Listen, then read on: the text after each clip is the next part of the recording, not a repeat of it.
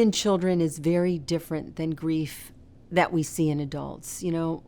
Most adults will be able to converse about it. I'm feeling really sad today. I'm thinking about today's the anniversary of my mother's death, or my husband passed away 6 years ago, and I'm just really having a hard time with it. And so, there's that articulation that one would have around these issues. Our children grieve behaviorally. So an example would be they come home from school, you ask them how the day went, the backpack gets thrown on the floor, they're stomping around, and little did we know that maybe something in the curriculum at school triggered a sense of loss for them.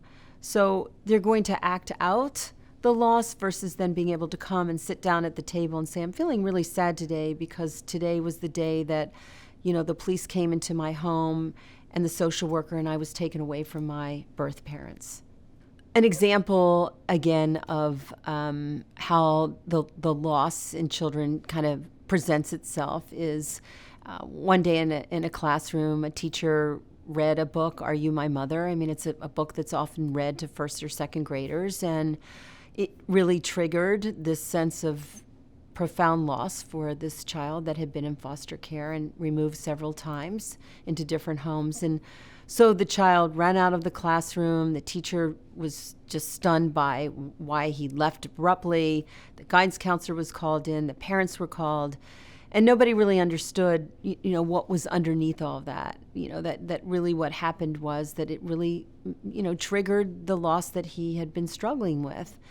So I think, it's important, again, to understand how children grieve and also how things could trigger unresolved grief and loss.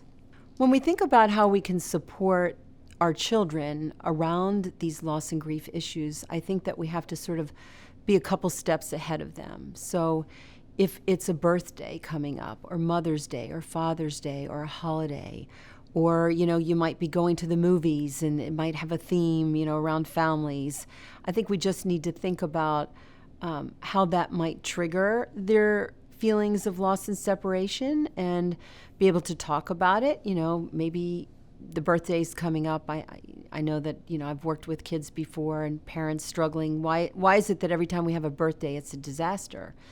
And the parents never really understood that as we began to think about the birthday and begin to prepare for the birthday, it reminded them of the loss of the birth parent.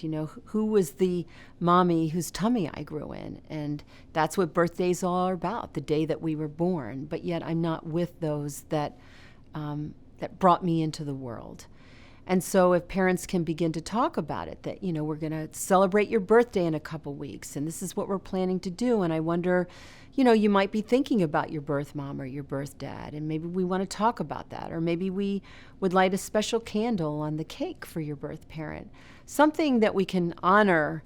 I think the key here is that we can't expect children to forget, and we shouldn't ask them to forget the people that, whether they were psychologically present or actually physically and then separated from, that we still need to honor those connections for them.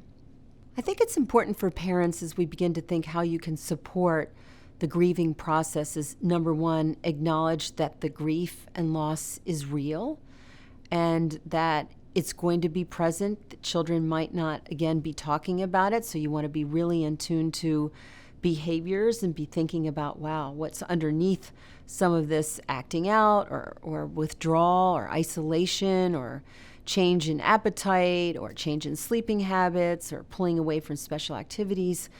Could be that your child is grieving. And so you want to be able to talk with them about it. Ask them what they're thinking, what they're feeling. Don't be afraid to bring up the discussion.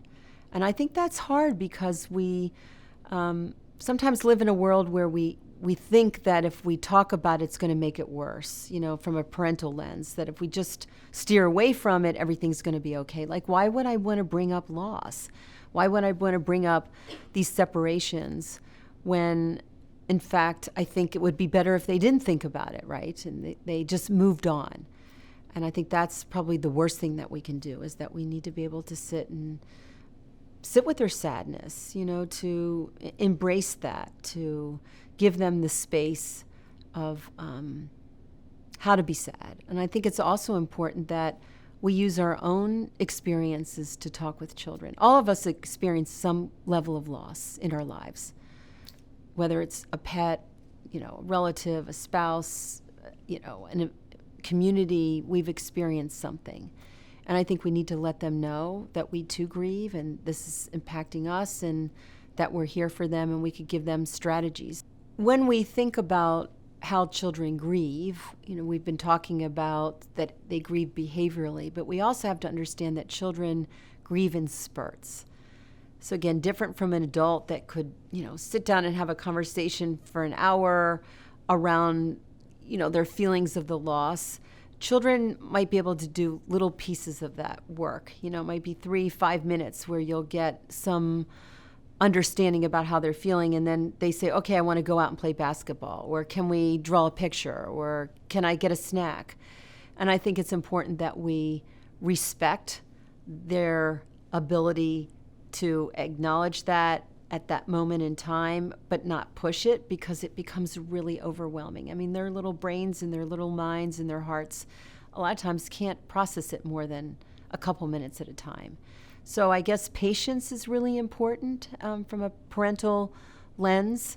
And I think that also as you interface with helping professionals, you also have to understand that this work, if they're in therapy, is going to take time. It's not going to be addressed just in 1 or 2 sessions. It could take months. I mean, some of the kids that I've worked with, they're still working through this years later. And it also will rear its head developmentally. So it might come up at 3, it might look different at 5, then at 7. In adolescence, the loss often is embedded in a lot of anger and resentment. And then later in life around key transitions of marriage, the birth of a child, the death of a parent. So it's important that we see it through a developmental lens.